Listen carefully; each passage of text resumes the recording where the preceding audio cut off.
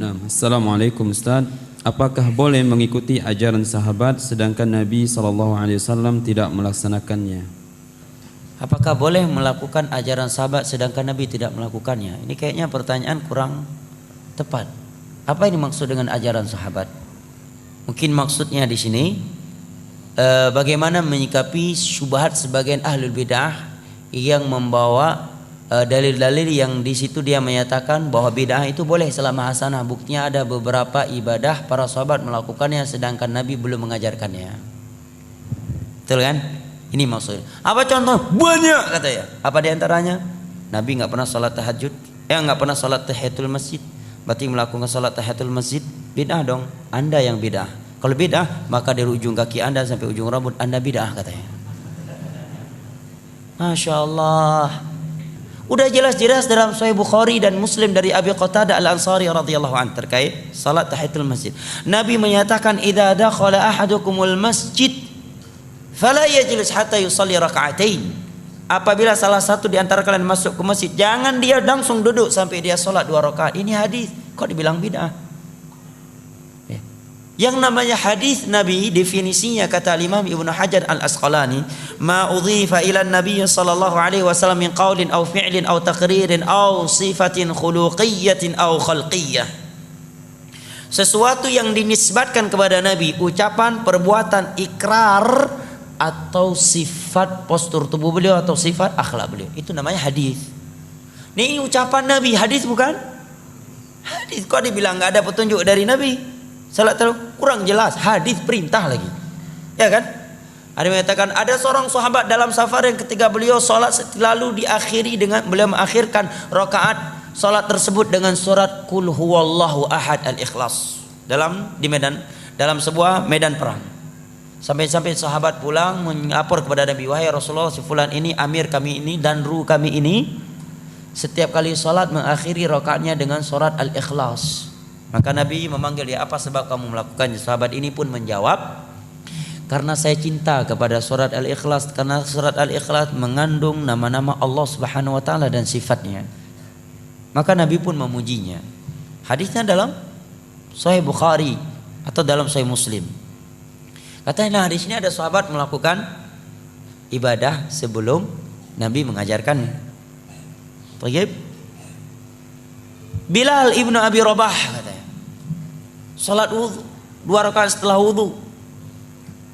Buktinya ketika Nabi bertanya, wahai Bilal, aku mendengar suara teropakmu dalam surga. Amalan apa yang kau lakukan? Dia menjawab, aku tidaklah berwudu kecuali aku salat 2 rakaat. Nah, ini boleh melakukan ibadah sebelum ada dalilnya. Yang penting tujuannya baik. Masya Allah, orang dengar mantap ini. Buatlah. Kalau seperti itu zuhur 8 rakaat. Tujuannya baik. Siapa yang bisa membawa ayat dan hadis bahwa ada larangan jangan sholat zuhur, bunyinya jangan sholat zuhur lebih 4 rakaat saya kasih uang. Tapi kalau nggak bisa Anda kasih uang balik. Itu namanya judi, nggak boleh. Ada untung rugi. Ya.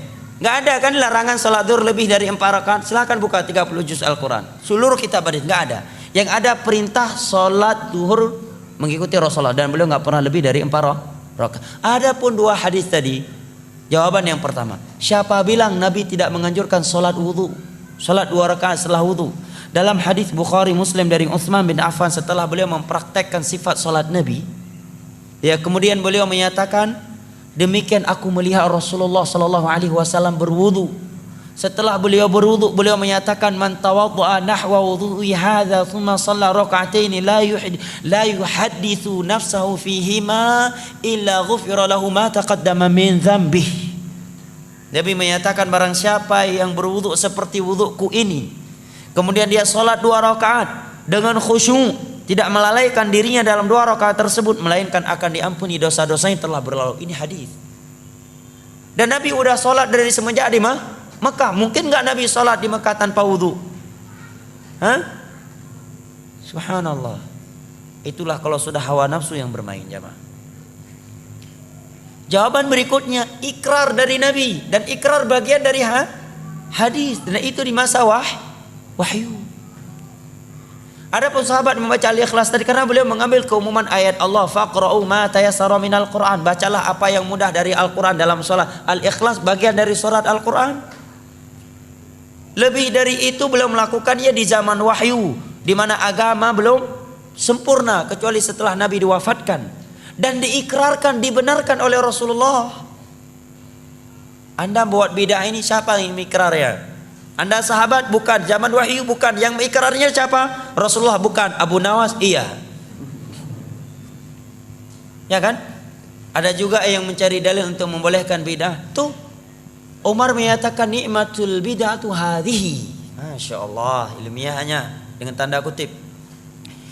Sebaik-baik bidah, senikmat-nikmat bidah adalah ini, tatkala salat tarawih di masa beliau dikerjakan berjamaah. Jawaban kita, itu Umar. Pertama kita jawab, biar lebih telak lagi. Itu Umar, Anda Umar. Anda Umar, tapi Umar akhir zaman. Satu. Kedua, Umar termasuk khulafa ar-rasyidin yang ada perintah dari Nabi untuk mengikuti sunnah mereka. Tiga.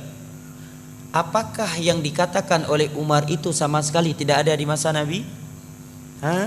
Ada. Nabi sholat 3 malam berturut-turut tarawih berjamaah, kemudian beliau berhenti melakukannya karena khawatir akan diwajibkan kepada umat ini. Sekarang maulid, ada Umar katakan maulid nikmatul bidah hadhihi, sebaik-baik bidah adalah ini. Ada Nabi dan para sahabat di masa itu melakukan maulid walaupun cuma 2-3 kali, kemudian setelah itu kita kerjakan setiap tahun? Gak ada. Jauh sekali kiasnya. Jelas ya? Kemudian ada yang membawa dalil juga, lah Utsman bin Affan itu mengumpulkan Al-Quran 30 juz, masa Nabi kan belum ada.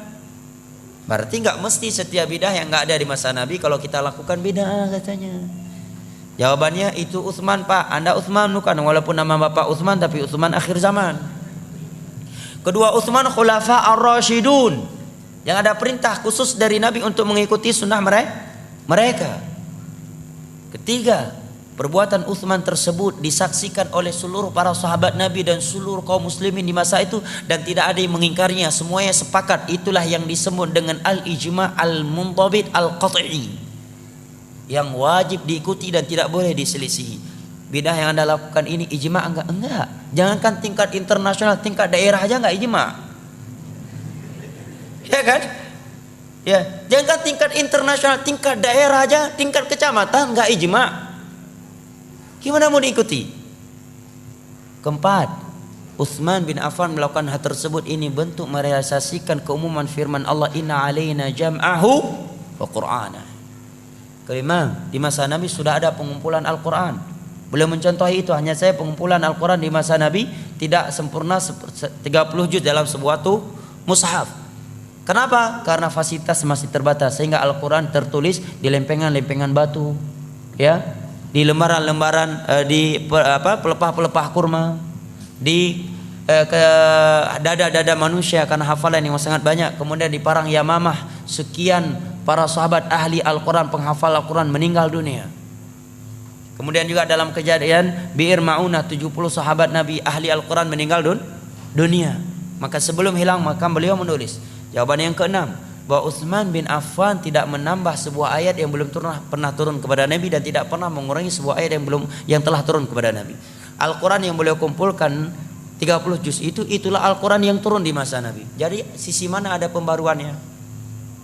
Dari sisi mana ada pembaruannya?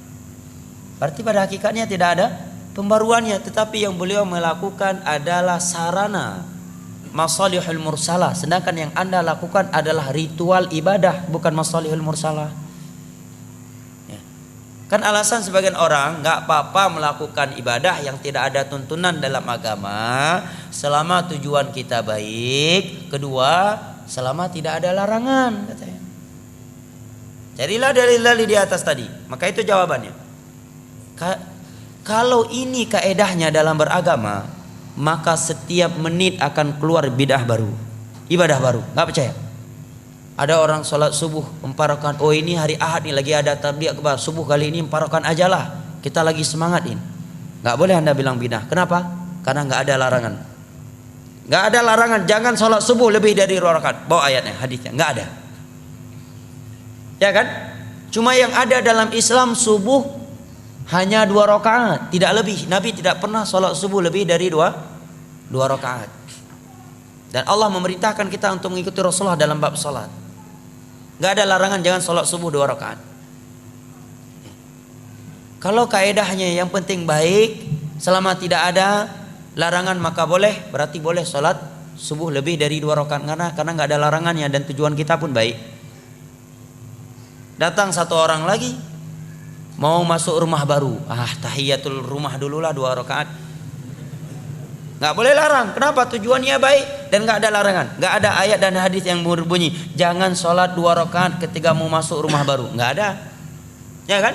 Yang satu lagi baru beli Fortune baru, tahiyatul Fortune dulu 2 rakaat lah. Nggak bisa Anda larang. Kenapa? Karena kaedahnya tadi nggak apa-apa melakukan ibadah baru selama tujuan baik dan kedua nggak ada larangannya. Nggak ada larangan. Jangan sholat. Ada dalam surah Al-Baqarah jangan sholat 2 rakaat ketika mau naik Fortune baru. Nggak ada. Berarti setiap detik, setiap menit akan timbul ibadah baru. Makanya sahabat Abdullah bin Mas'ud menyatakan ittabi'u wa la tabtadi'u faqad kufitum. Dalam masalah ibadah, masalah agama ikuti saja apa yang telah ditinggalkan oleh Rasulullah dan para sahabatnya. Jangan membuat bid'ah. Jangan membuat ibadah-ibadah baru. Apa yang mereka tinggalkan untuk kalian itu sudah cukup. Demi Allah ya jamaah. Demi Allah kalau kita jujur beragama, apa yang sudah ada dalam agama ini demi Allah tidak mampu kita melakukan secara keseluruhan, secara totalitas. Yang sudah ada saja kita tidak mampu melaksanakannya secara sempurna, untuk apa melakukan sesuatu yang tidak ada, yang tidak dianjurkan. Sekarang sebagai contoh zikir, setelah sholat 5 waktu saja sekarang terkadang kita sering lupa zikir, ya kan? Menjelang tidur, zikir menjelang tidur tidak kalah panjangnya dengan zikir setelah sholat 5 waktu. Mendengarkan suara ayam di pertengahan akhir malam, ada zikirnya. Bangun dengan anjing, ada zikirnya. Bangun tidur ada zikirnya, mau masuk WC ada zikirnya, keluar WC ada zikirnya, ingin mensutuk, ingin melakukan hubungan pasangan suami istri dengan istri ada zikir khusus. Melihat buah-buahan telah matang ada zikir khusus. Datang angin, topan dan semisal dengannya ada zikir khusus. Suara petir ada zikir khusus. Sekian zikir. Ini saja 24 jam ini penuh dengan ibadah zikir. Itu saja udah nggak mampu kita lakukan. Itu apa mengada-adakan yang tidak ada.